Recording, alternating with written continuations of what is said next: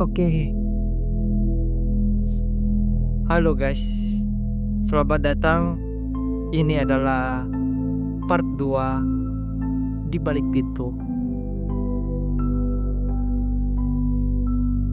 Sebelum memulai isi konten ini, alangkah baiknya like dan subscribe channel yang kita miliki ini agar aku bisa lebih berkembang dan juga semakin banyak viewsnya menaik, banyak peminat dan penontonnya, supaya apa yang kusampaikan disebarkan ke seluruh rakyat Indonesia.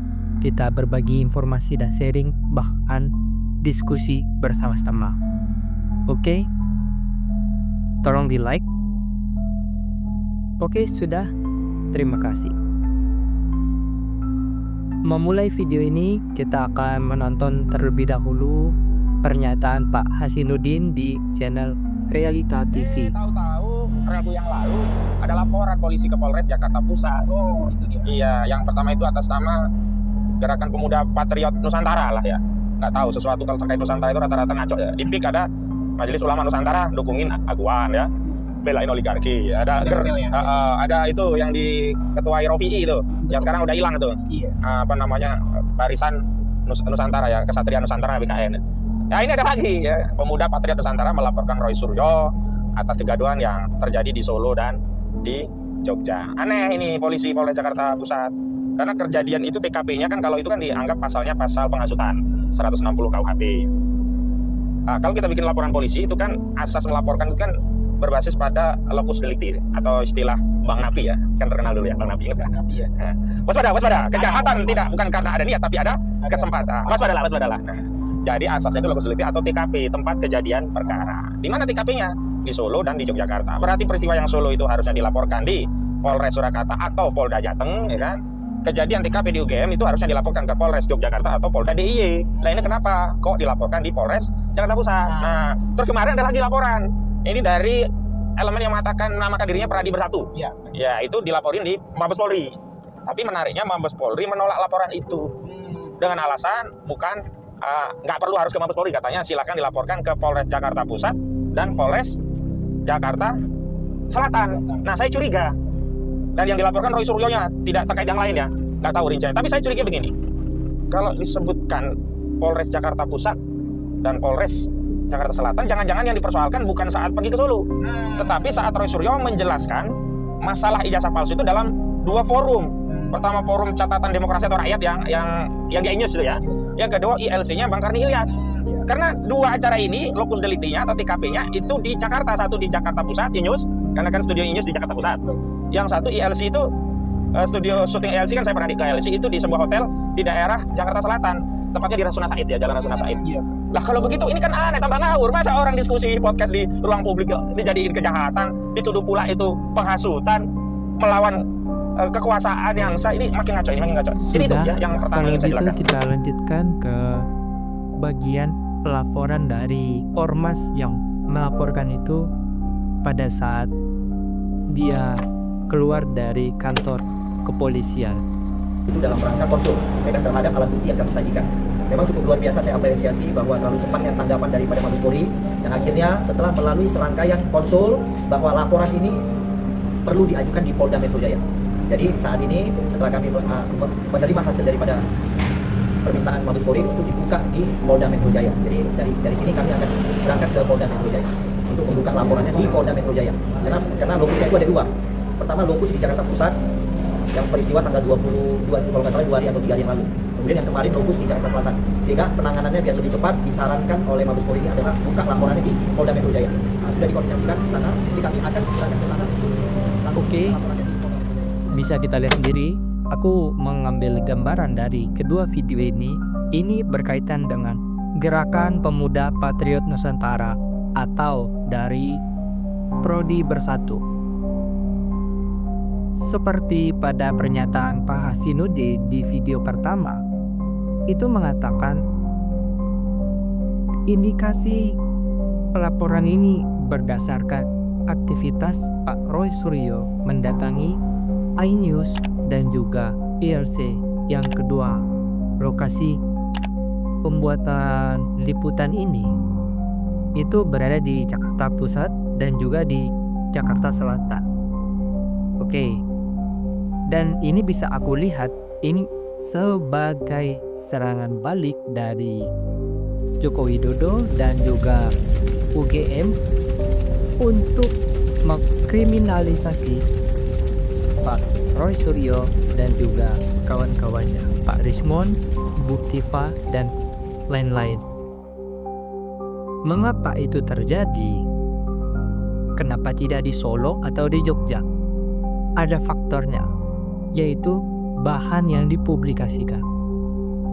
Sebelum aku membahas lebih jauh, kita kembali lagi flashback tentang apa sih dokumen-dokumen yang disampaikan di liputan tersebut. Pengesahan itu yang dibuat tidak dengan mesin ketik manual, tapi dengan font yang itu kalau diteliti, font itu jauh mendahului zamannya. Gitu ya. Nah ini tidak ada di tahun 85 dengan font semacam ini. Ini adalah font kreasi dari Windows yang baru ada di tahun 92. Bahkan tanda tangan Profesor Dr. Insinyur Ahmad Sumitro itu pun dikonfirmasi oleh putrinya Prof. Ahmad Sumitro. Nama bapaknya bukan itu.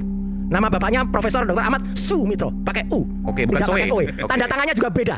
Ya, tanda tangannya beda. Silakan dibaca oleh grafologi. Bakal sehat ini. Loh, iya, bukan, ini justru sehat banget. Ya, namanya juga tidak semacam itu. Oke, Jadi bisa clean. ditampilkan ya? Dan ini kosong. Telah dipertahankan di depan Dewan Penguji. Kok bisa kosong tapi lulus, itu kan aneh. Tampilkan full. Iya. Terus berikutnya lagi. Jadi ada halaman yang sangat penting, yaitu halaman pengesahan atau halaman pengujian. Nah, ini lucu lagi. Tidak ada di skripsinya Jokowi. Justru ini ditampilkan pada skripsinya orang lain yang ada di situ. Teman-teman bisa lihat yang paling lucu di sini. Dipertahankan di depan Dewan Penguji tesis. Prof, tesis itu S1 atau S2, Prof? Jujur. S2, ya. Profesor mengatakan tesis itu S2. Tapi sebentar, Tulisan tangan, itu malah asli. Tapi kalau nggak ada tanggal, nggak ada bulan, nggak ada tahun, ini tahun berapa? Lanjut berikutnya, lucu sekali. Di sini tertulis Profesor Dr. Insinyur Ahmad Sumitro. Ya, kemudian ketika berikutnya ini anual, ketikan, kalau saya sering banyak profesor. Di sini masih doktor, bisa saja biar cepat. Terus yang ada. Nah ini, dia menunjukkan ini. Ternyata juga tidak ada tanda tangannya. Alasannya, kami yang kumpulkan itu aslinya ada kok Mas. Tapi yang dikumpulkan ini yang menariknya lagi Bang Karni dan pemirsa ALC di mana saja berada. Ini yang disampaikan oleh Dr. Isman waktu itu pernah bahwa dipertahankan di depan Dewan Penguji tesis. Tesis itu adalah untuk S2, bukan sarjana. Jadi kalau S1 harusnya skripsi, S2 itu tesis, Pada S3 kedua itu video disertasi.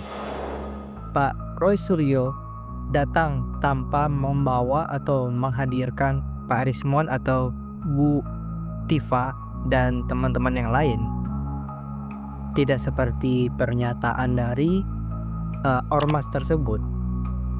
Di sini kita bisa melihat ada dua filenya. Yang pertama adalah lembar pengesahan dari Dewan Penguji yang mana di atasnya itu ada tulisan tesis.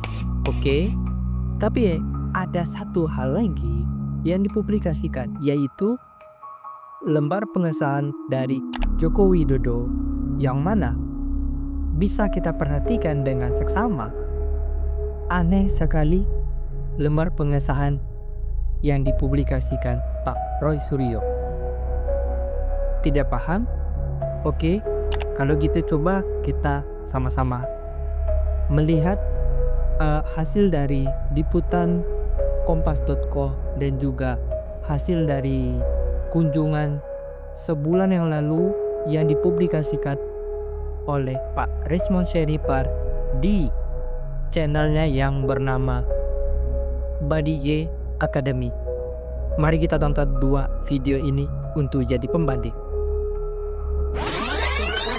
Dan seterusnya, ini produk dari printer inkjet atau laser, bukan dot matrix. Ini harusnya kalau kontennya adalah zaman itu adalah ketik manual, maka lembar pengesahan harus ketik manual karena zaman itu tidak ada komputer. Kalaupun ada IBM, printernya kasar, dot matrix, tidak menghasilkan seperti ini. menempuh pendidikan di Fakultas Kehutanan ini terdokumentasi dengan baik ya. Mulai dari misalkan ini pada saat Pak Jokowi mengumpulkan skripsi ini ke fakultas, kemudian bebas pinjaman, bahkan nilai-nilainya. Oke, sudah paham apa perbedaannya? Aku tidak banyak-banyak embel-embel membahas tentang bentuk tanda tangan dan lain-lain. Yang paling jelas di Kompas dan channelnya Pak Rismon yang Badige Academy menunjukkan pada tanggal 1985 di situ ada bercak kuning seperti yang bekas kupil atau apakah itu aku tidak tahu gitu, warna kuning itu menghilang.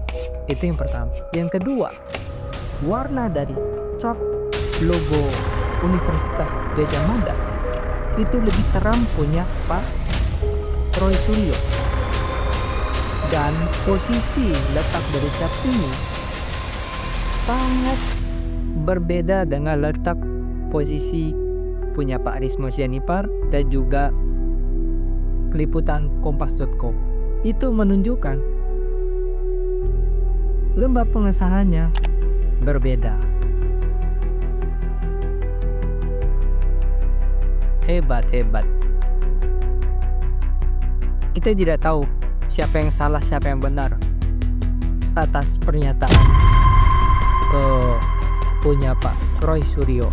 Jadi kesimpulanku adalah baik itu Bu Tifa sebagai dokter ataupun Pak Roy Suryo dan juga Bang Rismon Sianipar segeralah berangkat ke UGM lagi untuk memverifikasi apakah itu adalah lembar pengesahan yang sudah diubah atau tidak. Jika itu ternyata sudah diubah, fix UGM kalah kali ini karena dia sudah mengolah lembar pengesahan yang baru. Tetapi nih, jika ternyata lembar pengesahan awal itu ternyata ada yang ada percak kuningnya di tanggal 1985 dan cap logonya agak lebih luntur, pokoknya yang sama seperti liputan kompas.com atau punya Pak Rismo Sianipar, itu membuktikan memang ada kesengajaan. Tapi sebagai penguat baik itu dari kelompok Pak Rismon dan Pak Roy Suryo dengan menunjukkan hasil jepretan dari kameranya atau dari HP-nya itu belum pernah dihapus, walaupun sudah dipindahkan ke laptop atau ke drive atau ke hard disk atau kemanapun, tapi fotonya masih ada yang ditinggalkan di kartu memori atau yang disimpan di HP tersebut, dan akan membuktikan UGM akan kalah telak pada pertarungannya ini. Tapi jika ternyata seperti yang kukatakan sebelumnya, lembar pengesahan itu tidak pernah diganti alias yang dipublikasikan Pak Roy Suryo di iNews ataupun di ILC itu diklarifikasi UGM adalah suatu dokumen yang salah dipublikasikan. Jalan terakhir yang bisa kita tempuh adalah uji karbon dari lembar pengesahan itu. Bisa kita sebutkan bahwa lembar pengesahan itu tidak ada tanda tangan juga sebenarnya sudah menang sih atas pertarungan ini. Harus uji karbon. Sekian dari videoku. Sampai jumpa ke video selanjutnya. Bye.